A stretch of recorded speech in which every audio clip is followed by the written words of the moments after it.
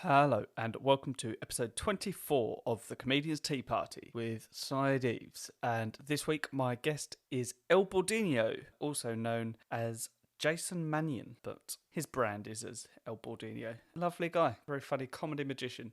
If you've not seen his stuff, go and check it out. We'll do plugs at the end. He's potentially the first guest on the Comedian's Tea Party to have had coronavirus, so... exciting? Possibly. There's something that happens. I'm just going to say it now because it's exciting and you want to stick around for it. There's something that happens at the end which is possibly the most exciting thing to have ever happened on a podcast. So, I mean, that might not be true, but it's pretty interesting. And I'll tell you at the end how it panned out because he later told me how it all worked out, so stick around for that. We have a nice just have a nice chat about writing in lockdown and sitcoms and the like, and talk a reasonable amount about tea. Turns out Jason is a massive tea lover. He confesses to be a tea belly, which is apparently a northern term for someone such as himself, who he has 10 cups of tea a day, which I don't see how he's alive. Surely that's deadly, but yeah, so it's a lot of tea. He also starts talking about prison tea, and I'm not entirely certain why, but there you go. It sort of fits with the conversation. I actually looked up what prison tea was, and it's a tea that they brewed in Soviet and post-Soviet detention facilities. So apparently it's sort of very strong black tea. So I think that's what it's referring to, but I'm not sure. We also talked briefly about Darjeeling, and I got confused as to whether it is a type of plant or a place, and it is a place that grows a type of plant. So it seems to grow in other places. I don't know, but yeah, it all happens. During the most exciting thing that's ever happened on a podcast, I forget what a sash window is called. So I did know, but when you listen to it and you think he's an idiot, he doesn't know what I do know what it is. I just forgot. I'm human. Give me a break. Apologies for the little break that we had. Obviously, there's been a lot going on, hasn't there? So there's been a sort of... I wanted to respect the silence that a lot of other podcasts were doing in line with Black Lives Matter. I just thought it was important to, make a stand. Additionally, I've also had a lot of writing stuff on, and I had an existential crisis, so that was fun. So it's just a busy time, and it was good for me to stop for a minute, and important, I think. However, I'm back now, and I'll be continuing with episodes. So here's Baldiniho for you. I hope you enjoy it. Stick around to the end where there are some plugs, and I'll talk about some other things. And enjoy the episode.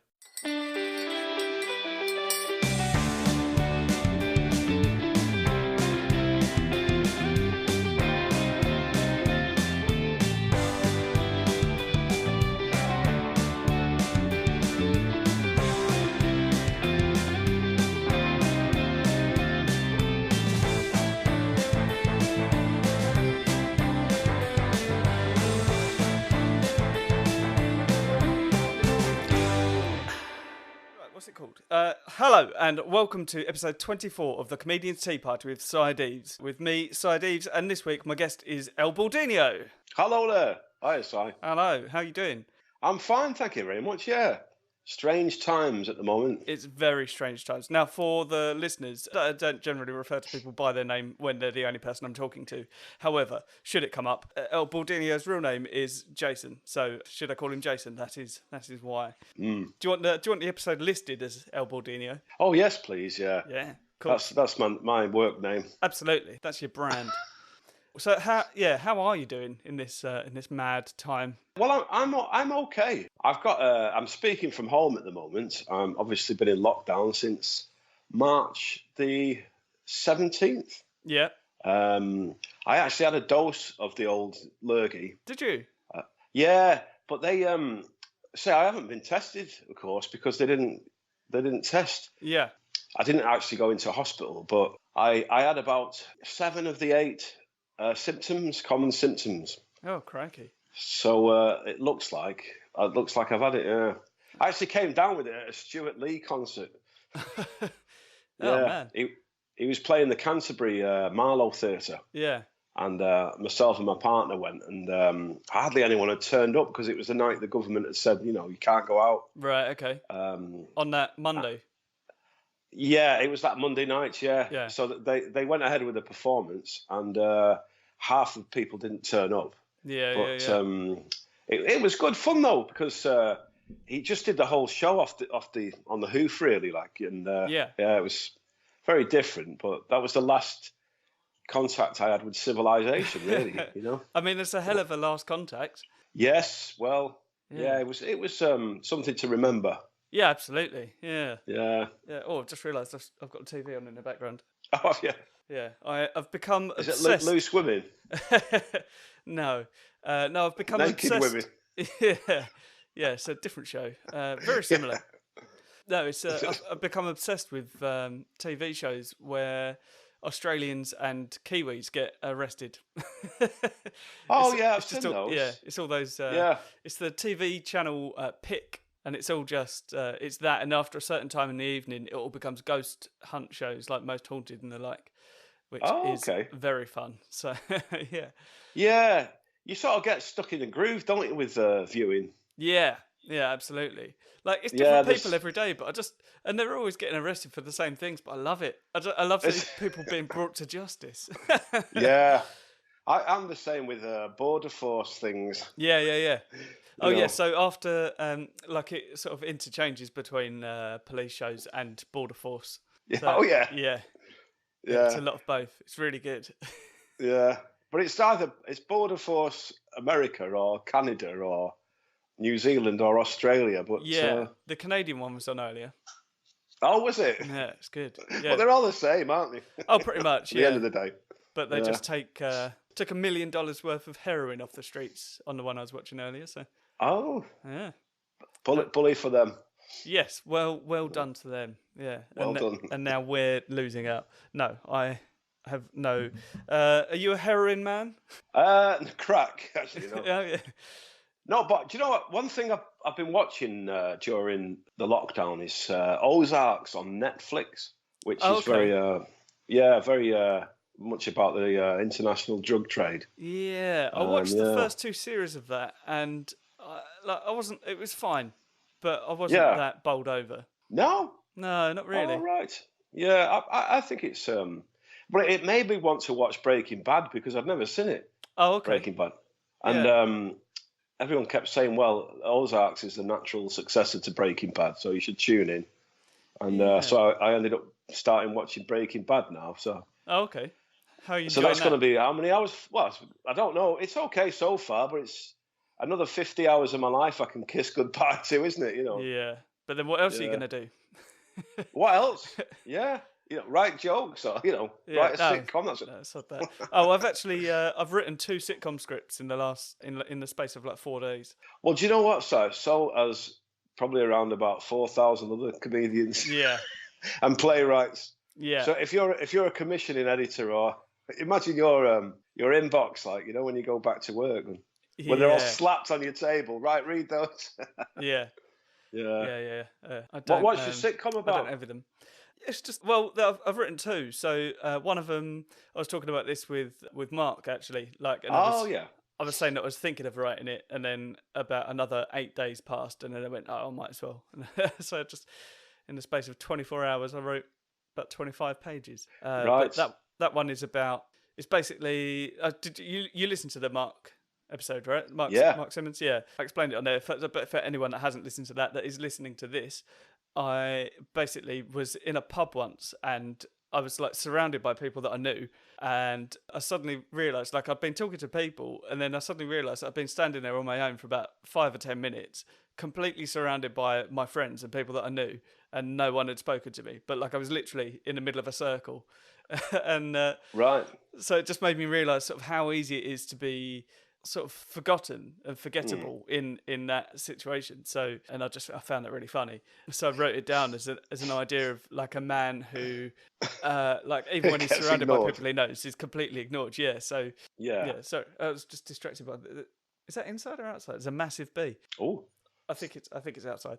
Yeah, we've got that. We've got all sorts in the garden that I've really never noticed before. We've had hedgehogs. Oh, really? And then I there was a tree stump that I needed to take up, and I wrenched it up, and there's a family of frogs underneath it living in it. Oh, really? Yeah, foxes, all sorts. You know that I've never really looked out the windows. I've really I've never seen really. outside before. Yeah, I've never seen. I've never had cause really to inspect the house. I've always been working. I've always been too busy to do house stuff. Yeah, yeah, But yeah. you just been forced into living in it, and going round it, and I know every nook and cranny now over the last 12 weeks.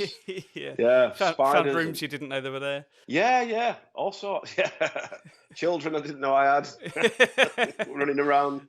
Who are No. you, Boris Johnson? Yeah. Oh God, no. Don't go there. No. But your sitcom about the guy that gets ignored Yes. or doesn't say anything. I've actually friends like that. You know that you go out with them in groups and they don't say anything all night. Yeah. Yeah, I still do have a couple of friends like that. Yeah. I think it's going to be sort of pleasantly relatable for those with anxiety and that sort of thing, because it plays on that really of someone who's. I mean, I'm not trying to do it from a sort of a positive mental health perspective, but I suppose it is sort of empowering for people that do have that sort of thing going on, to say it's not all bad. Like, there could be good things that come from it.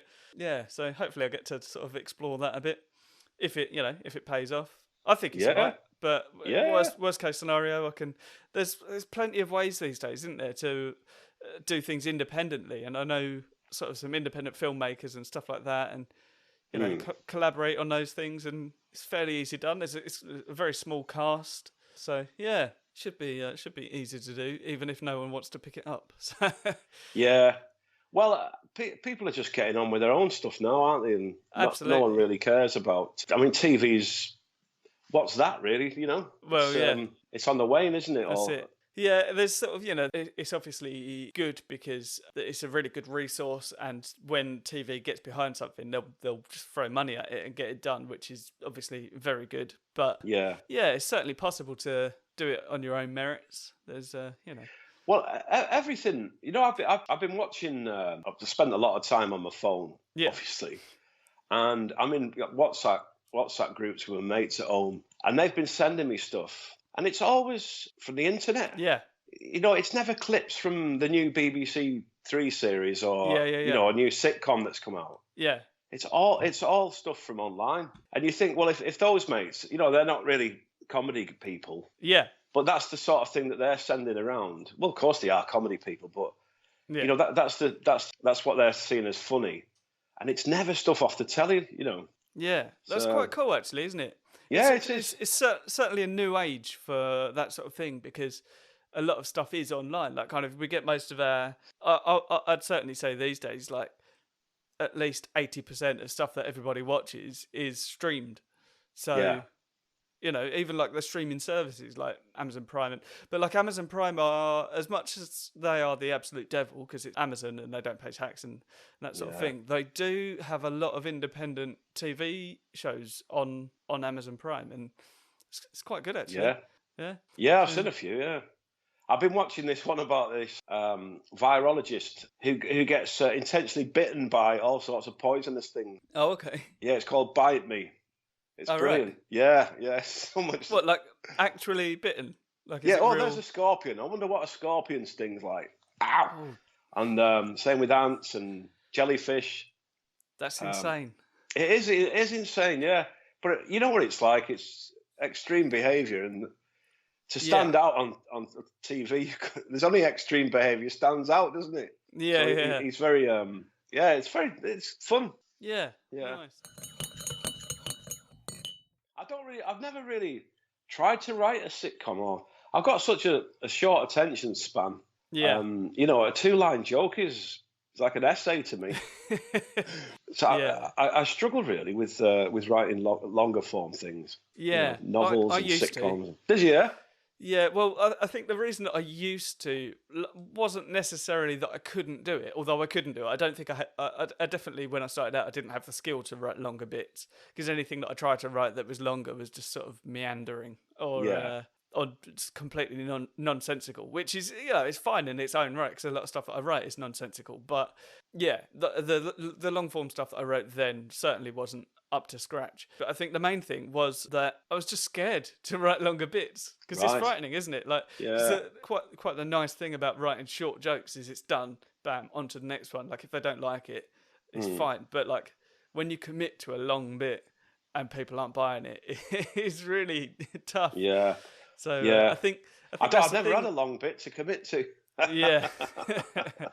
I think that's the thing, though, isn't it? Because a lot of people say, like, to be a good comedian, you have to learn to die, and like to write long bits, you have to learn to die to accept that there are going to be bits where you don't get laughs, and that's all right if you're painting a sort of a decent picture and it's worth it. Yeah. Yeah. So he's writing a sitcom like writing a long bit. Do you think it's not far off? Yeah, is it, yeah? I think so. Yeah, it feels similar.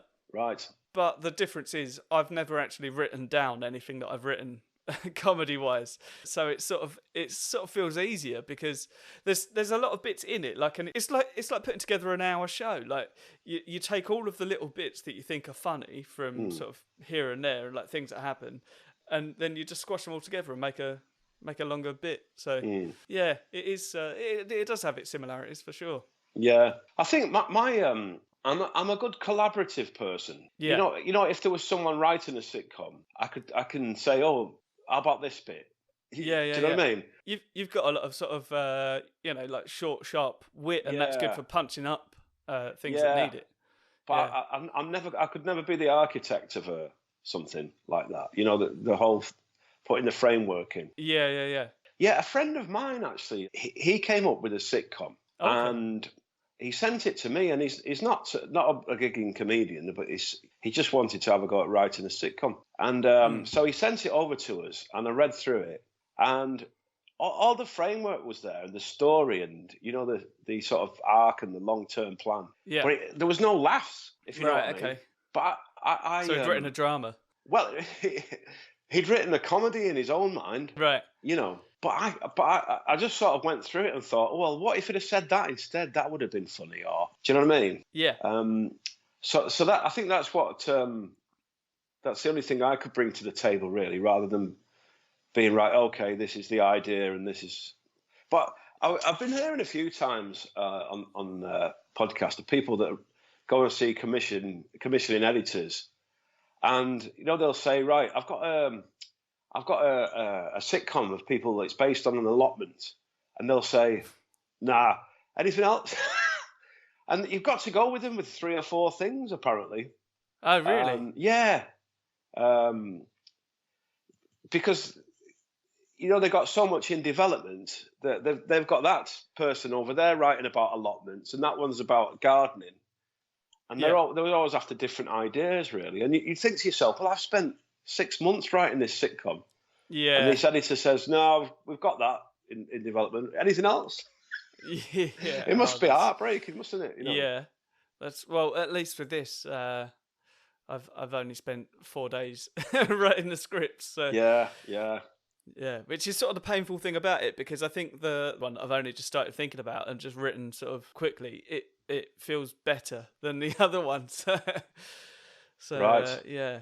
Well, it's the same as anything, isn't it? You know, more experience and... Absolutely, yeah. I think, maybe I might just entirely rewrite that first episode. Yeah. Because, like, I've got a better idea of, even though it's only been sort of, I've written 2 scripts, I think I've already got a better idea of how to compile a script. So, yeah.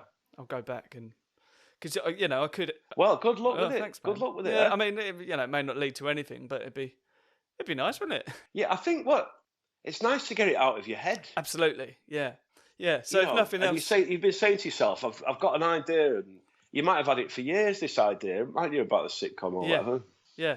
But it's out now, and you can. That's it. If nothing else, I've cleared room for something new. So yeah. Interesting. Oh, I hadn't thought of it that way. Yeah. Yeah. So even if it is crap, it's gone. But I think some of it could actually be turned into something for stage as well. Oh, like okay. The way it's written, it shouldn't be too difficult to just like a couple of set pieces, but largely like just a couple of chairs and a table make up pretty much everything that you need for that. So that's something I could take to Edinburgh, I think, and it's the sort of thing that I think might be sort of well enjoyed. So yeah, maybe, and that's how the boost started, isn't it? So. Is that right? Yeah. Yeah, and League of Gentlemen. Right. Yeah, they did it as like live shows. I think at Edinburgh and certainly like other places, and it just got picked up, turned into a show. Yeah. Yeah. So yeah, maybe. Well, good luck with it, mate. Yeah, thanks, man. Right, and now, so we've not explained yet. El Baldiniho is a comedy magician. So Of sorts. yeah, of sort of a Tommy Cooper-esque, like things go wrong style. They weren't. They're not meant to. No, but no, you know what I mean. Yeah, it's nice. Some people, when I get off stage, some people say, "Oh, I like that." It's Tommy Cooper. Yeah. Which is a compliment, but I mean, come on, Tommy Cooper is the funniest guys alive, wasn't he? Well, yeah. And it's nice, but if someone makes a comparison. It's a hell of a shadow to. Yeah. It's my act though. I mean, I started off doing magic shows for kids. Oh, really? Yeah, in 2006, something like that. When I first started to get into it. Yeah. And they were just, it's a bit of a cheat doing magic, because what you do is you go to a shop and you say, "Oh, can I have that DVD, please?" And that magic trick. So you buy the magic trick and you buy the DVD, and then you use all the patter. You just basically say what's on the DVD and do the magic trick, and it's so I was doing that for a couple of years with kids magic. Yeah. And then I started to get into the adult world, of magic. Of comedy clubs. I thought, I'll try my hand at that, and it just didn't work. Oh, really? It just doesn't work in comedy clubs. The off the peg magic. People see through it, and they can tell that you're lying. You know what I mean? Okay. Yeah. So my act really has had less and less magic in it over the years, and oh, really? I try to ramp up the comedy and the prop gags and filth. It's got more filth in it now. Which adults seem to like. Yeah, they do love it. That's a funny thing. Filthy prop jokes and stupid, yeah. Oh, that's funny though. So do you consider yourself more of a prop comedian than a magician as such? I suppose so, yeah. But I still can do the magic stuff when it's asked for. I could go out and do a mind reading gig. Yeah, okay. It's not often something that I get asked to do, but I can do it, Yeah. But you go where the dollars are, mentalism don't you, stuff. really? Yeah, mentalism, yeah. Oh, wow. I can do it all, but in the realm of stand-up comedy, it's a lot of that stuff doesn't really go down in clubs. And yeah, I mean, I've seen you do a bit of it with that with the book thing you do. Oh yeah. And I assume that's mentalism, is it? Yeah, that's a memory trick. Yeah, where you memorize a book and people go to any page and you can tell them what's on that page. That's actually what it is. You just remember the whole book.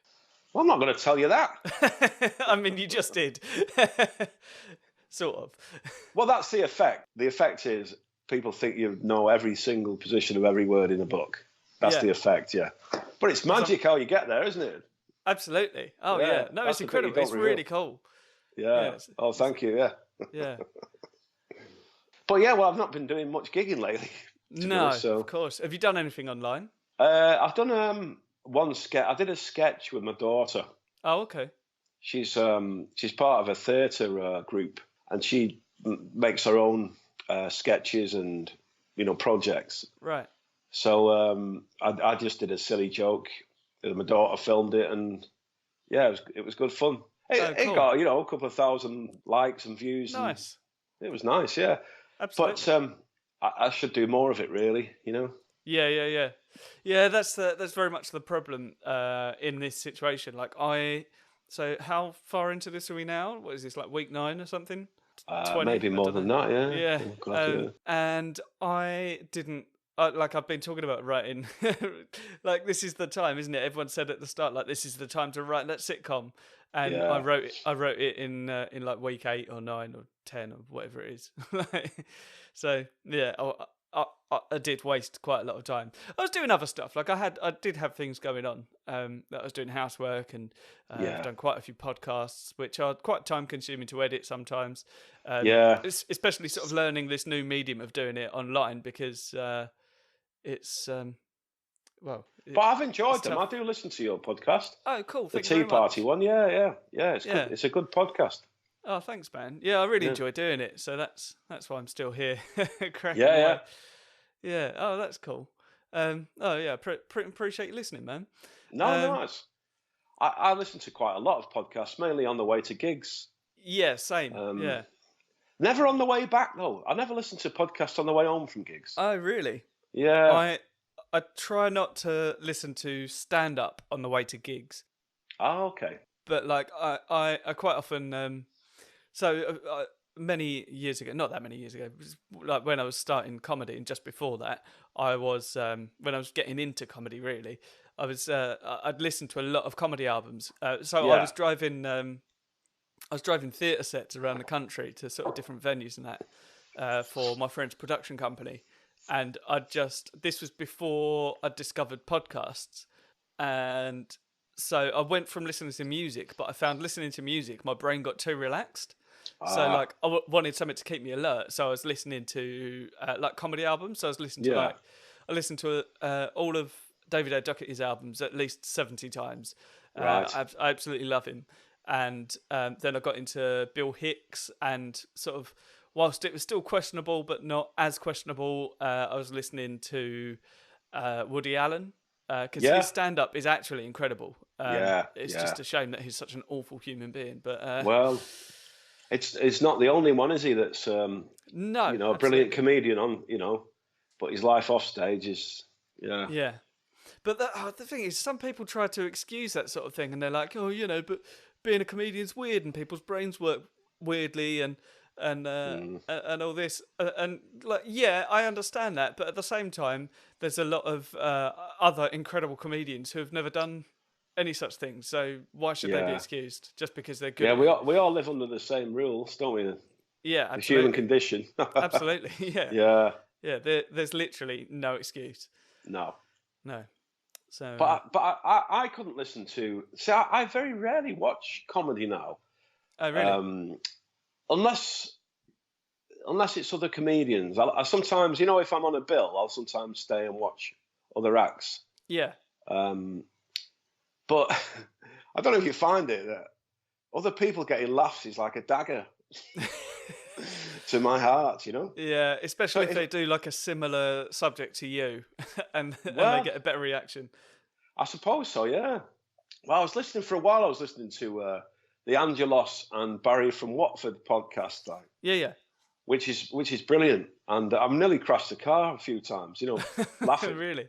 Yeah. But I'd end up at a gig feeling inadequate, as a comedian, because you think, that's what makes me laugh. Yeah. But by the time I got to the gig, I'd laughed so much, and all that energy had dissipated, and I'm thinking, well, I'll never be as good as that, Yeah.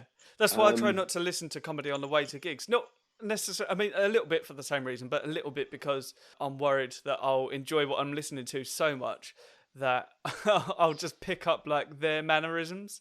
Yeah. And I'm already concerned about that anyway, because there's a few ways that I act that are similar to other comedians, and people have said to me like, "Oh yeah, you do this like so and so," and I'm like, "Yeah, I'm not like that's just who I am as a person." Yeah.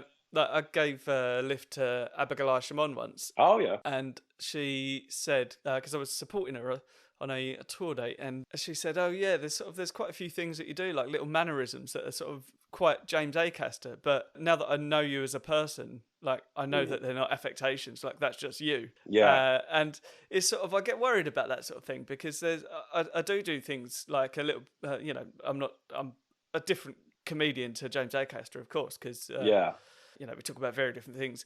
But there's still a few sort of mannerisms that I have that you would think I'd stolen from him, but that's just, I have that. And there's other ways of telling stories and jokes and that I sort of are similar to other people. And I did for a little while. I found myself telling stories in the style of David O. Doherty, which is quite funny. Yeah. But it's going to happen, isn't it? Absolutely. Well, this is assimilation. Yeah, but that's the point that I made as well, is if you're watching a comedian that you particularly like and you really, really identify with, like you're watching them because you identify with them. So you're not necessarily copying from them, but you're just seeing that, like, you're seeing a reflection of something in yourself and learning that way of being is okay. So it's sort of releasing that part of you rather than copying them, if that makes sense. Well, is it like that you share their similar sense of humour as that comedian, you know? Yeah, absolutely, yeah. I think everyone has a different sense of humour, don't they, you know? And if you find someone that you've got to connect, haven't you? You've got to connect with someone, with a comedian, in terms of you laughing at the things that they find funny and you find funny. Yeah, because there's a lot of stuff about you know, Si. There's a lot of stuff the circuit. That it's quite niche, isn't it? Yeah, absolutely. And you'd struggle to find it funny, but it does have its fans, doesn't it? And yeah, absolutely. Yeah. Like, you know, you go to any normal comedy club and you see Paul Foot, you're going to be like, what is this nonsense? Like, I don't want to pay to watch this. But he's got a huge following. And like he's very, very funny. He's very good. But you can't put him in a normal club situation because, you know, look, the Luddites that go to see some of that stuff will be like, what is this? I don't want to see that. Yeah. But you're going to get that on any mixed bill club nights, aren't you? You know, comedy nights and... Yeah. Like, I'm a little bit of an acquired taste. I understand that. I think I try to write my comedy in such a manner that, like, I never intended to do sort of intellectual subjects or anything like that. And I hate even saying that that's anything that I do, but I've had a lot of people say to me, like Dave Thompson, after a gig once, he once turned to me and he said, "Oh, it's really good to see someone doing the clever stuff." And I was like, well, me? I didn't realise I was. But sort of looking at that, I've gone, okay, cool. So that's something that I do, even if I wasn't aware. So, like, I decided to work on that, sort of concentrate on that sort of thing. But I also tried to do it in a way that's relatable to sort of anybody that goes out to see dick jokes. Yeah, it's tough. Yeah, you can't. It's just having a commercial set, isn't it? Absolutely, yeah. You know, if you want to earn money, doing this, and then you've got to appeal to the everyman in the street sometime, haven't you? Or every woman. But then when I go to somewhere like Exis Malarkey, I'll pull out my weird stuff and they love it. They'll carry me out on their shoulders. So yeah. It's a weird dichotomy, isn't it? It is, yeah. But you know, you were saying about getting comparisons. I know quite a lot of one-liner comics, and there's often the case that they'll come out of a gig and there'll be people, you know, you often have to walk through the crowd or whatever. Yeah. And they'll say, "Oh yeah, I love those Tim Vine jokes," you know. Yeah. And they don't mean it's Tim Vine type jokes. Yeah. But delivered in their own personality. It's not a Tim Vine. If you've wrote it, it's not a Tim Vine. Yeah, absolutely. But people say, and it's the same thing about you as making the comparison to Tommy Cooper. You know, people say, "Oh, I love that." Of course. Tommy You're Cooper nothing stuff. like him. You know. Yeah. And but if you was to walk out of a club and someone say, "Oh, I love that Stuart Lee stuff," do you know what I mean? I think you'd be deeply offended, wouldn't you? Yeah. Because it's largely okay to be like someone, but being like him. Yeah. Well, yeah, I was going to say... or Kitson or something, you know? I was going to say largely because I imagine if people start saying that about you, then you'll just have to wait 10 minutes and he'll write a long bit ripping you apart. Yeah. Yeah. Are you drinking tea? Have you got a tea? I've got. Do you know what I've got? I've got an iced tea. Oh, okay, cool. It's my daughter's into different teas. Yeah.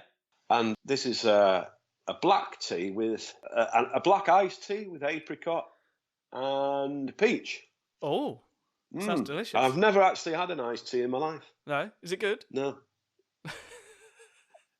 Wait, was no your answer, or was? Do you know what? It's not very nice. Oh, really?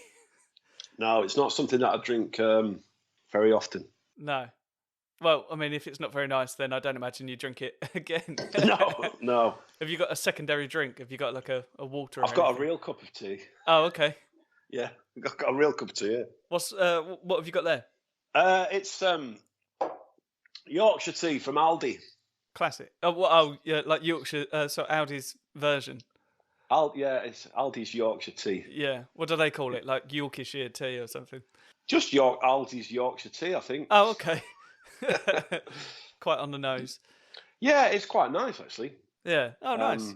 Being a northerner, up our way is generally Tetley's and PG Tips. They're probably the same down here, isn't it? Pretty much. Yeah. There's so my I talk about it all the time, but I'm gonna again. My favourite tea is it's actually a Cornish tea called Smuggler's Brew. Right. So if you're ever down in the West Country, look out for it. It's in like an orange packet. It's in similar colour packaging as Clipper tea, like that orange and brown sort of thing. Yeah. But yeah, it's really, really nice. It tastes a little bit like Yorkshire tea, but a little bit more floral. But not in a like sort of overpowering way. It's really tasty. I highly recommend it. But I was banging on about it so much, like you can't buy it in this end of the country. So I was banging on about it so much that my fiance bought me one of the catering bags of 1,100 bags. Wow. Yeah. So is that what you're drinking now? No, I'm actually having one. So I get sent tea from various companies for the purpose of trying them on the podcast. So this one's from Teapigs. And I've still got a few. I've not got many left that I haven't tried yet because they sent me sort of multiples of a lot of them. There was some from like Teapigs and Twinings, and there's one particular tea bag from the Clean Tea Company, which was very nice. I'd like to give them a little shout because it's an independent company and they're really kind. The guy that runs it, like after I tried it on the podcast, he got in touch and he's like, "Oh, that's great. Thanks for that. Hey, if you we host tea parties throughout the year, so if you ever want to come and record a podcast at it, we'll do a collaboration." I was like, "Yes, please, let's do that." So that would be cool. But yeah, this one's the Teapigs and it's a Darjeeling Earl Grey. Oh, and Darjeeling. Yeah. So presumably from Darjeeling. Finest Darjeeling's a plant, is it? Oh, I don't know. Let's read this. Most Earl Greys use poor quality China-based tea, which is like palming yourself off as a landed gentry when this is quite the attack. It says palming yourself off as a landed gentry when all you own is a Barber jacket. We use the finest Darjeeling from the foothills of the Himalayas and add zesty bergamot citrus from sunny southern Italy to create something altogether more elegant. The blue cornflowers, well, they just look pretty. So there's blue cornflowers in it, apparently. So, sounds nice. But yeah, no, it's really tasty. I've not had many Earl Greys in the past because this is also the thing is a lot of people expect me to sort of have a grand knowledge of a lot of tea. But I started this podcast with the intention of getting lots of different teas so that I could try them because I'd always been interested but never got into it. Yeah. So yeah, this is a lot of the time. It's the first time I'm having any of these types of tea. I've never actually had iced tea either. So don't bother, pal. Who's that one made by? I think it's Lipton. Oh, okay. Yeah. But it's got an aftertaste. Right, okay. Yeah. Yeah. It's not particularly pleasant for me. Other people might like it. Yeah, absolutely. They seem to be popular, so I'm sure. Yeah. Where do you stand on the Earl Grey debate? You know, is it bergamot they put in it or something to give it that Yeah, zesty bergamot citrus. Yeah. It's weird that. It's weird I like that it. Stuff. It's Do you like nice. it? Yeah. This one, yeah. I mean, it's quite subtle. It's not too strong of a taste at all. It tastes sort of like a black tea, but it's just it's prison tea. Oh, is prison tea weak or strong? I've never known that one. I don't know. I don't know. I've only really heard it referred to as sort of builder's tea type thing. Okay. Yeah, but it's. I don't know. Through logic, then I take it prison tea would be strong, is it? I don't know. What's builder's tea? Is that weak or strong? Well, builder's tea is generally sort of strong. It's your PG Tips and that. Your breakfast brew. Right. But I prefer to call it because I have it all day, so it's not just a breakfast brew for me. So I'll call it builders. But yeah, it's like any of the sort of the PG Tips or the standard teas. What was I saying? Oh yeah, so no, it's like that. But obviously you add milk to sort of a normal tea. But this Earl Grey basically tastes a little bit like that, but you don't need the milk, and it's quite a well-rounded. Like it hasn't got the bitter tones that normal black tea has. So yeah, it's nice. I recommend it. Well, I had a friend that drank Earl Grey tea with milk. Yeah, well, you can. Yeah. It is an option. But I had a mouthful of it once. Too many flavours for my liking. Yeah. You know, milk. I can understand that.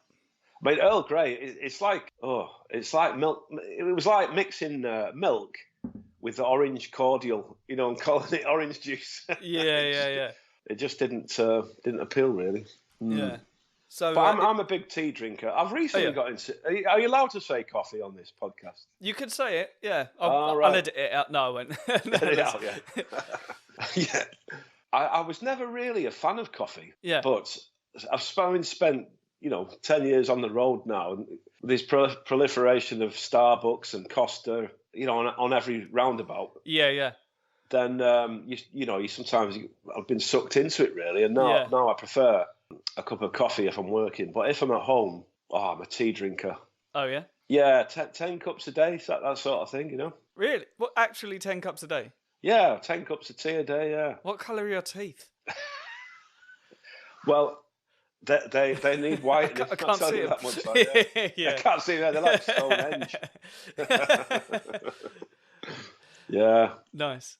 But I mean, this is my fifth one today. Is it really? Yeah, we're on sort of early afternoon. It's not even 1 o'clock yet. One, yeah. Good grief.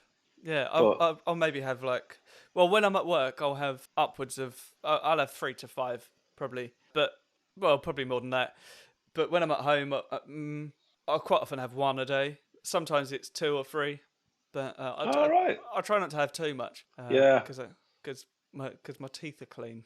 That's true. Yeah.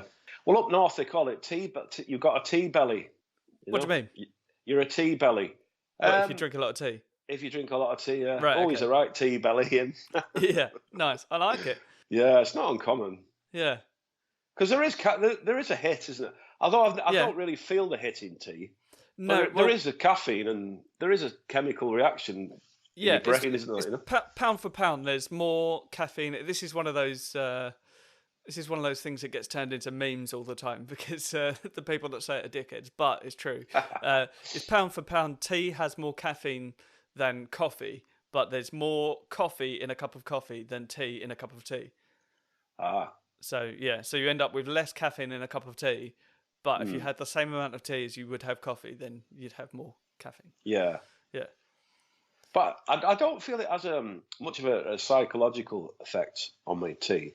No, it's more of a habitual thing that I drink. Yeah, it, which arguably is a psychological effect in itself. Here we go. Yeah, that's right. But like coffee, my partner, when she has coffee, I mean, she can't drink coffee after lunch really. Yeah. Because it sends her daft, Yeah. And there's a few people like that, isn't it? Yeah. Absolutely. I see it all the time. It's quite funny. Yeah. There's a tea that Abigail Shimon brought me back from America. She talked about it on her podcast and then booked me for a gig and said, I got that tea that I was talking about. I was like, amazing, thank you. And it's basically, it's made by Celestial Seasonings and what's it called? Morning Thunder, it's called. Ooh. And there's a picture of a bison Morning on the front Thunder. of it. Yeah. Sounds like a day after going out for a meal or something like that, isn't it? There's a picture of a bison on the front with like steam coming out of its nostrils. It looks livid. And it's basically, she said to me, don't have it after 1 p.m. because you won't sleep that night. And I had it on a podcast with Kieran Boyd. And I was talking to him. No, we both had it, in fact. And I went shaky and I changed colour. Really like, oh my God. And I got the proper shakes on because I don't drink coffee. I just don't really like it. And I think that is what people who have coffee for the first time go through. So I was really like, oh shit. So yeah, it's called Morning Thunder for a reason because you have it in the morning and you will rock through that morning. Oh, good Lord. Yeah. I wonder whether to have some to improve my writing or whatever, and, to keep me awake and alert. There was someone once told me that if you have like a sugary drink or sort of something sugary just before you go on stage, it basically helps the synapses in your brain spark quicker. So it helps you think quicker. So you think on your feet better. So, yeah. So, it's a stimulant, isn't it? So, yeah, it would do. It would sort of promote quick thinking, I suppose. So, yeah. Yeah. You see it in a few dressing rooms, green rooms, don't you? Haribo's and... Yeah. Yeah. Yeah. Yeah, you think like, oh, that's a fun little treat, but it's actually quite good for the brain just before you go on stage. But they're sort of things that you wouldn't notice so much, would they? You know, I wouldn't Absolutely. have a handful of Haribo sweets, and Yeah. I wouldn't actually know that if I was more alert. If you Yeah, know what I yeah, mean. Yeah. Yeah, it's weird because obviously you get the hit of adrenaline from going on stage anyway, just from being on stage. So sort of you probably don't notice it, but I have noticed in the past when I've had sort of sugary stuff or like caffeine based stuff just before I go on stage, I do feel slightly more at ease. Like my brain's not having to work quite so hard because it's just sort of rolling. Yeah, it's good. Yeah. Yeah. Yeah, it tends to be if I'm on stage. It's happened a lot, really. Not lately because I haven't gigged since 15th of March. I'd like to be able to improvise more on stage. Yeah. And a lot of my acts, you know, I suppose it's the same for other one-liners. It's a monologue sometimes that I'm reading. You know, a Rolodex, a monologue from my mind. You know. Yeah. So that's one of my aims, is to get more free on stage, and to improv and banter with the crowd, and every time I do that in a gig, it always seems to go a little bit better than.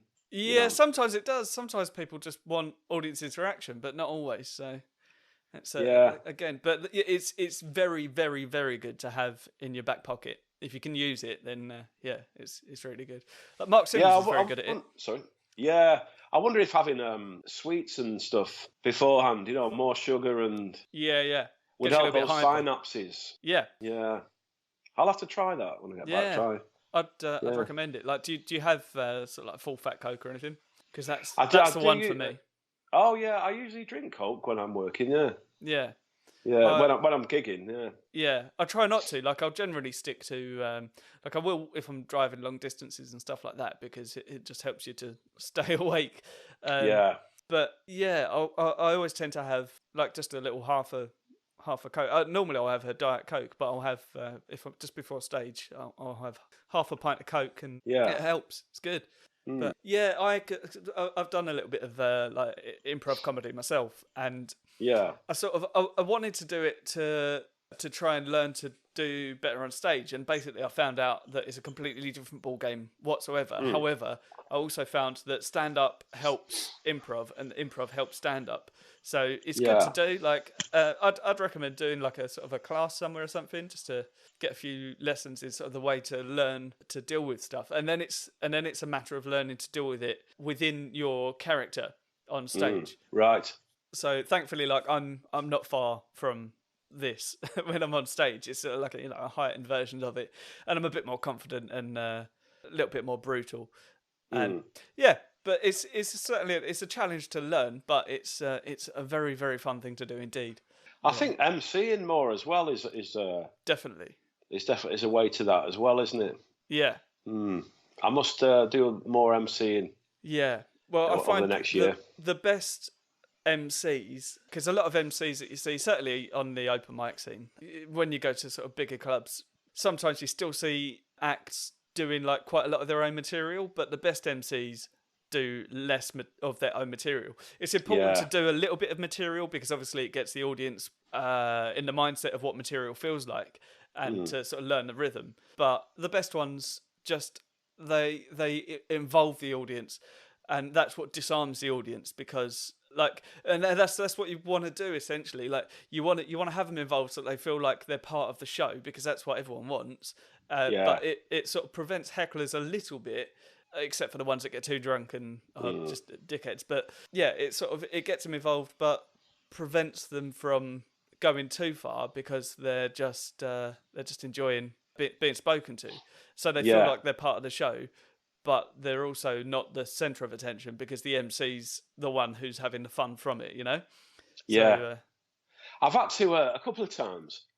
I've had to follow MCs that have tore the roof off. That's always difficult. Yeah.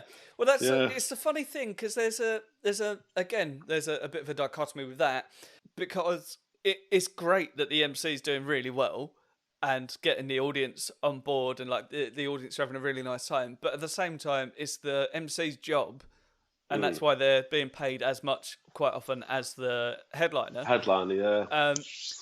And the reason for that is because it's not their job to be the funniest act on the bill, whilst it's nice for them to be. It's their job to make the evening all round as good as possible. So like if the acts that are on the bill are stonking, then bring your A game. But like, well, not to say that you should ever make yourself less funny, because that's not the business. I know is it's not. But, you can't do it, can you? No, you can't make yourself less funny, I suppose. Can you? absolutely, yeah.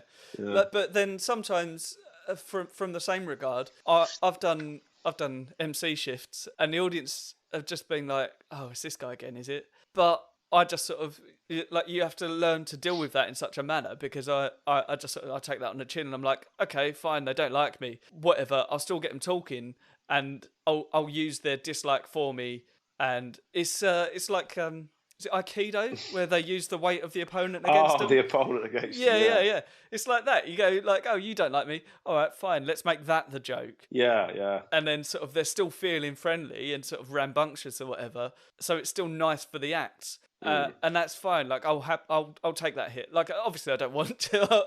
I want to come away from a gig with the audience saying, "Oh, the MC was good, wasn't he?" But if it's not going to happen, even though some MCs, there was a famous one about MCs, people coming up to him after the show saying, "Mate, you were great.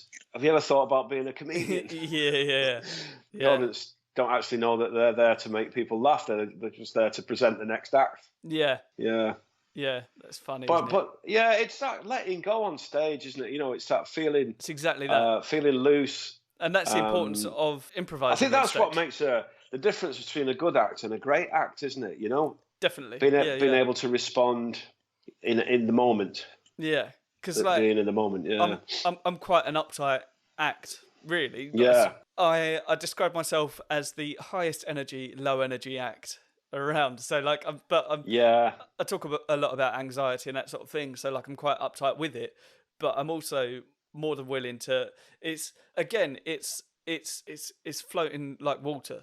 Like it's the Bruce Lee thing. Is if someone throws something at you that is a heckle or whatever, it's not necessarily about combating that, as it is about going, okay, that's the thing that you said. Why am I funnier? And you're like, you take form to it, and like you accept, rather than batting it away, you accept what they've said, and you say, and I shall build on this, and you take control that way, because you become the funnier one, regardless of the outwitting the. Yeah, there was an important thing that I once heard, and I say important because it's helped me a lot deal with sort of anything like that. Someone once said it on Stu Goldsmith's podcast, and they said, if an audience member shouts something out in relation to something that you're doing, and that audience member gets a laugh, you're on stage, it's still your laugh. Right. So, as if something, the only time that it's no longer your laugh is if the audience completely take over. If you're still in control on stage, then a laugh that someone else gets is still your laugh. Well, earlier on in my career, I had a girl heckling me. She was very drunk. And I thought to I made a split-second decision to give her the microphone. I said to her, right, okay, then if it's so easy, you come and do it. She said, okay, then. So she got up on the stage, and she got torn to pieces by the audience. Yeah, they were shouting obscenities at her. Oh, Christ! It was terrible. So I learned then to never give the mic. To a member of the audience, because it's dangerous. Yeah. Do you know what I mean? Have you ever seen it happen? Yes, and I actually did it recently, but just because. What, you got up on stage and took the mic off? No. No,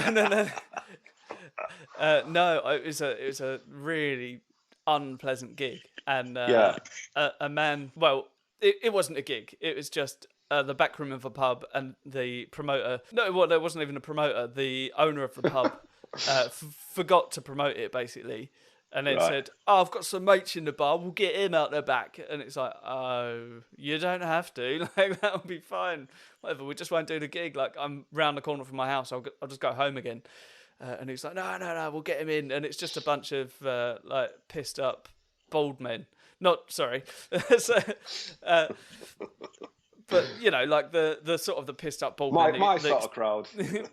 Yeah, and it was completely unplayable. And I was doing some jokes, and like I was doing for what it was it was okay, you know, like it wasn't really laughs, but I wasn't dying per se. Yeah. But yeah, this geezer just come up and it was enormous, like a massive, just a human brick, and Yeah.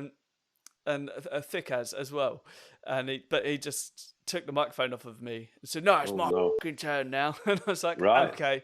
And I just went, "Yeah, it is actually." And I gave him the mic and just went and sat down. And I was like, "I'm not doing this." So And how did yeah. he go down? Oh, not well, but we Right. just, but it was all just his mates, and he started singing Firestarter. Oh, So, okay. yeah, yeah. So it wasn't a gig; it was fine. No. I'm finding I've been 10 years now as a comic, and I think the last 2 years I've been headlining a lot more than normal. The pressure of that that's been quite a weight, really. Oh yeah. Yeah, that you've got to bring the A game every night. Yeah. There's no you've got to be able to close the night, you know, and the promoters book you for a reason, and that's to be the funniest thing of the night, and for everyone to come back next month, so to speak. It's funny that because when I headline, whilst obviously there is sort of a higher level of pressure, there's also, I think there's something that happens in the mind of the audience when they hear that the headliner is coming on. If someone's been told that it's the headliner, they don't expect more. They just give you a little bit more leeway. Yeah, Do you know what I mean? they'll give you 2 minutes more. Yeah. But they'll give you more respect. Yeah. And yeah, they'll be like, "Oh well, this guy's a headliner. Like they're there for a reason. Let's see what they've got to say." So they'll give you a little bit more of a chance than, whereas you know, like when you're opening, because people don't understand that the second best act of the night opens, they're just like, "Oh, it's someone opening. Let's see what they're doing." Yeah, and they don't really give you a chance. So you've got to come out and just grab them by the balls, you know. But with the headliner, it's a little bit easier, I think, to come on and just sort of relax. Yeah, everyone's loosened up, aren't they? And yeah, they're all a little bit pissed as well. Yeah, but that, I mean, yeah, certainly that can make it more challenging. Again, whilst if you've just had a Coke, your brain may be a Coca-Cola, should I say? Your brain may be firing faster, but their brains may be pissed. So. Yeah, it does. It makes it tough as well in that respect. So, but that's why I miss doing middles. I mean, middles they just don't pay enough to make it, you know, viable. That's it, yeah. But it's such a sweet spot. That's the dream spot. In the middle. Yeah, it is. Yeah. I sort of miss those days where, you know, because the act's a little bit different as well. Yeah. And you had the MC, and then often the opening acts is, you know, it's this is only club comedy really, but. You know, sometimes it's nothing too outlandish, is it? The opening act, like, you know, ease you in as an audience member. But because my act was a little, you know, prop based, and you know, you could walk out with a suitcase, and I do miss those days. I do miss those days. Yeah, it does. Yeah, again, where you were a novelty, like, you know. That's the fun spot, really. I find the only when you're a middle spot and you're doing 20, that's the dream. Like when you've stepped up from the middle 10. Middle sets. Yeah. That's what they call it. You've got a proper set, yeah.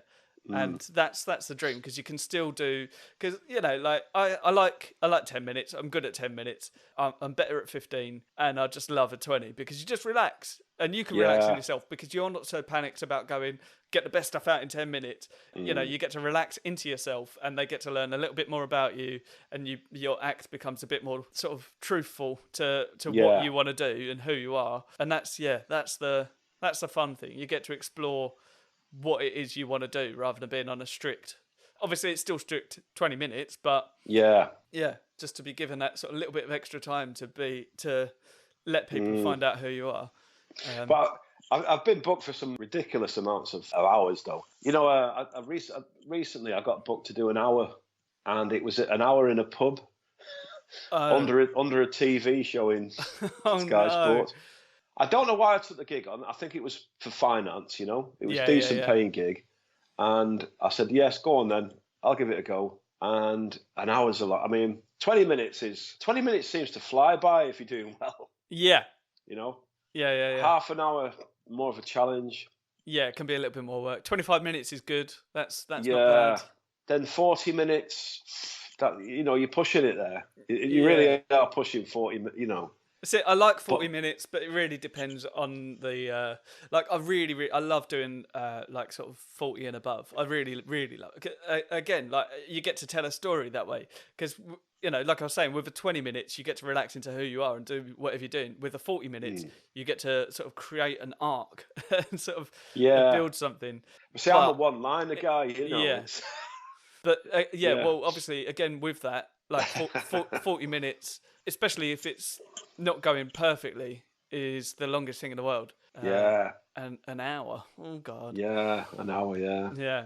You often get asked to do that with kids shows, you know, an hour. Do you? Yeah. Yeah, sometimes. Yeah. But that's like, so, you know, like with one-liners, sorry to sort of jump back a little bit, but like with one-liner acts, when you get given an hour, obviously during an hour show, one of my favourite bits that I always show people with Mark Simmons, who is... That's 3 times you've mentioned Mark now. I know, I'm sorry. I thought sorry. it was having a Simmons free zone. Oh, no, right, okay, fine. A man who's tall and ginger. This Mark Simmons. I only bring that up because he, on one of his shows, and I always watch a video and show people, I'm like, oh my God, this is so funny. Have you seen the bit where he does Taking Ages? Oh, yes. Yeah. And he does, and he goes, I don't want to give away what the bit is to the audience, to the listeners. No, I know what you mean. You should go and watch the bit. It's very, very funny. But that is a long bit from a one-liner comedian with a single pun at the end. Yeah. And it's great. It's so good. Like, it's such a long build-up. But it's just, it's really, really good. It's on YouTube. Go and watch it. All right, yeah. Yeah, so... Yeah, I had one similar. It doesn't go down that well, but it's worth the punchline. Yeah. Yeah. I mean, I've got, I think that's... Oh, sorry, pal. I've just had a bird fly in the house. Have you really? I was about to say, what was that, a bird? Yeah. Oi. And then my cat's trying to catch it now. Oh, Jesus. Hey, get down, cat. Now, here we are then, live in this podcast. There's a... Oh, man, that's the most exciting thing to ever happen. The most exciting thing that's happened. We've got a cat, my cat, Mickey, trying to catch this bird. What is that bird? It looks like a great tit. It's a sparrow. Oh, is it? It's a baby sparrow. There's a... Oh, bless. Oh, no. Oh, my word. I'm leaving all of this in. I'm gonna commentate. So Jason's lifted the window a little bit. I've lifted the window now, and I'm going to have to prise it out because it's trapped now. Yeah, the bird's now gone behind it's one of those windows where you lift it from the bottom. What's that called? It's got a particular name. Oh, get down, cat! There you go. Get down. And the cat is outside now. Oh, that's got the complete opposite way of what. But the bird's there. I'm just going to trap the bird in just so it's safe from the cat a minute. Yeah. So the bird is now. The bird is safely Jason lifted the window. Yeah. And it's caged itself. There's a cat between the two pieces of glass. Yeah. Oh, that is. How are you going to get that out? I'm going to have to get the cat out. Let the cat out of the bag. Yeah. Oh, right. The cat's gone away now. She's not interested now. Oh, okay. The bird's still there. Forgot that it was there. Yeah. Well, the bird's still alive. I think I'm going to have to shout my daughter or my son to come and sort it out. Oh, man, this is some live This drama. is live. Yeah. This is live. This is that improv that I was... Yeah, look how well we've dealt with it. So we're just desperate taking the situation. Yeah. Okay, then. Right. Yeah, cool. Well, I mean... Right, yeah, we're probably going to need to finish up soon anyway. It happened the other day. Oh, did it really? Yeah, that's twice now in a week. I've had birds fly into the house. Yeah. I think they're nesting out the back there. You know what I was saying about the wildlife in the house? Yeah. Just been hedgehogs, frogs. Today it's birds. Yeah. This is just like a normal street, you know. Yeah. It's hardly woodland or anything, you know. Yeah. Bizarre, mate. That's odd. Yeah, I mean, I see some bits of wildlife and stuff coming through my garden, but I've actually got like a nature reserve, sort of, it's about 20 metres away. Oh, yeah. But I don't get much come over here, really. We get ducks occasionally, but that's about it, really. I'll go next door. How about that, eh? My daughter will sort it out. Yeah. Oh, that's amazing. Yeah. Right, what were we The talking infamous cat episode. about? Yeah. Oh, that'll go down in history. I might even. I'll take that out. That whole section. I'll make a little video of it. Video drama. It's a shame I'm not recording the video. Really, that would have been good. Oh, are you not? No, it's just audio. Yeah. Oh, okay. Oh, fair enough. That's good. Yeah. Oh, Mark Simmons, you did the video. No, I make a video with an audio snippet. Oh, I see. Right. Yeah. See, I was doing my mustache, especially because it's a visual sort of thing. I'm terribly sorry. Well, there'll be photo. This is my Flanders. Yes, it's strong. Attempt at Ned Flanders, It's a strong moustache. Yeah. Cat Gates just got even more serious. So. Oh, what's gone on? Yeah, my daughter can't catch the bird. Oh, Jesus. She's in a panic now. Yeah. I might have to curtail this. Yeah, no, fair enough. So before we go, obviously, if your daughter's making some online content, like what do you want to plug that for her? I think it's called Teenagers in Lockdown. Oh, okay. Gulbenkian Theatre. Cool. Has she got like what social media is she on for people to find that, or can you just find that? Yeah, just Google Gulbenkian Theatre. Gulbenkian Theatre. Teenagers in lockdown. Yeah. Cool. So, and have you got anything to plug? I've had 36 gigs pulled. Jesus. So I've got nothing to plug in the foreseeable future. Yeah. Oh man. I do play in a band. Oh yeah. We're called Northern Beauty. Nice. Have you got material online? We've got material online, yeah, on YouTube and. So yeah, I've been playing a lot of guitar as well lately. Oh, cool. I've had a lot of time to play, so. Yeah, I've been playing a bit. Have you? Yeah. Oh, nice one. Yeah. What have you been? Have you been mastering new things? Sort of. Yeah, trying to learn new bits and little bits of this and that. I got a new guitar a little while ago, so I've sort of been playing that. Yeah. Anything nice? It's all right. It's just a Squire, but it's a Squire Starcaster. Oh, okay. Yeah, and it's really nicely made. It plays really well. Sounds good. So yeah, it's cool. Oh, nice one. Yeah, it's a nice guitar. It's a really nice. I've never been a fan of a 3-tone sunburst, but this one is it's all hand painted and it looks beautiful. Right. And obviously, I work in a music shop, so I got it at sort of trade price. So yeah. Okay. Yeah, so it's quite cheap and it's fairly inexpensive anyway. But it looks beautiful and it sounds great. So right, even if it is a Squire, a lot of the Squire stuff is. I've had loads of Squires. Yeah, it's really well great made. Guitars. Yeah, they really are. They're well underrated. Certainly, some of the 80s stuff as well. It's brilliant, really good. Yeah, properly I've just been reading about it. I found a book in the loft, the history of the Stratocaster. Oh yeah. Yeah, about how to date one and all the CBS days and yeah. The Japanese when they went to Japan and created the Squire brand and yeah, it's really, really interesting. Yeah. But I've got my old piano. We moved it to a more prominent place. Oh, cool. So I'm going to tune it up myself. I already tuned it up once, but I'm going to do it again. Tune it up myself. Yeah, I got all the tuning pegs off Amazon and. Oh, lovely. You just go onto YouTube, don't you, for a note? Get all the notes off YouTube. Yeah. You can learn everything from YouTube. It's great. Yeah, it's amazing. It's a very good resource. Yeah. Yeah. But I tend to watch Marty Schwartz if I need to learn anything on YouTube. Oh, okay. I don't know. Do you know Marty? No. Hey, hi, I'm Marty Schwartz. Brilliant. Nice. Every song. Well, it's not most modern rock classics, pop classics are on there. Yeah. And if you want to know how to do anything, like Marty Schwartz will show you. Yeah, nice. Yeah. Okay. So he's a good resource, Nice. I'll look into it. Cool. And obviously that's where people can see your band. What's it? Sorry, the Northern. We're called Northern Beauty. Northern Beauty. Yeah. And we're on YouTube. Just Google us. Nice. YouTube us, Northern Beauty. Yeah. Cool. And then I'm hopefully getting back gigging in maybe September time. Do you think? End of summer? Hopefully. Yeah, I mean, we've got that gig together in October, so I'm really hoping that it's back to business by then, because that'll be a lovely gig. Yeah. And obviously there's a few other bits going on, but that'll be a nice one. I'm looking forward to that. Yeah. So, touch wood. What are your social channels? Where can people come and see you? Find me on Facebook mainly. Yeah. That's where I seem to be hitting hardest. Yeah. On the Facebook page. And what's the link for that? I've got Twitter and Instagram. Baldiniho. Yeah. And my Twitter handle is Magic Baldy. Cool. So you can find me on there. Yeah. Just in case people are listening and don't look at the podcast description, because I'll put the links in the description anyway. But how are you spelling El Baldiniho? Just for those that are purely listening. EL space BALDINIHO. Cool.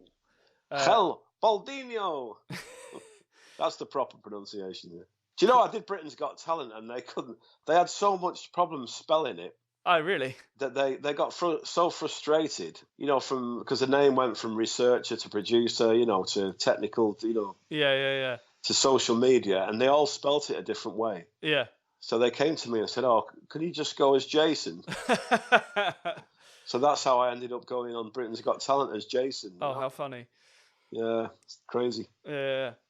No. And I sometimes wish I hadn't given myself that name, but I'm too far into it to turn back, Yeah. Oh, yeah. Difficult. Cool, yeah, Deaves. Right. Yeah, easy. Can't get that wrong, can you? Well, you certainly can. People do. Yeah, a lot of people. What, they spell it PSY? Yeah. Oh, no. Well, funnily enough, I've got the old Amazon robot, and I won't say her name because she'll listen. But I put my shopping list on there, and I'll say freezer stuff for Psy, and they spell that PSY. Yeah. Right. Sometimes SIGH, as in. Oh no. Yeah, but that's funny. But when she pronounces my actual name, and I've had this a couple of times at gigs, people pronounce it C, like the Spanish for yes. Right. Oh, okay. But I get on one particular gig, I got C Diabez, C Davies, side Divas, Davis, and I'm just my point. Now, my first show that I wrote was entitled "Leaves with a D," because that's a phrase that I use all the time. Because it's leaves with a D, both in pronunciation and spelling. Right. You don't look out the window, see a tree, and go, "Oh, look at those lovely lavies." Oh yeah, leaves with a D. I get it now. Yeah. Yeah. Wow. Yeah. Crazy. Yeah. But hey, listen, it didn't stop Peter Serafanovich, did it? No, absolutely. He stuck with his name. So he stuck with his name. Yeah. Yeah. And look where he is now. Yeah, top of his game. Yeah. Right, now, before we go, I just need to take a quick photo. So could you hold up your, let's say, hold up the glass with the, with the iced tea. Oh, have you frozen? No. Oh, you have? Have I? Yeah. It's quite funny, actually.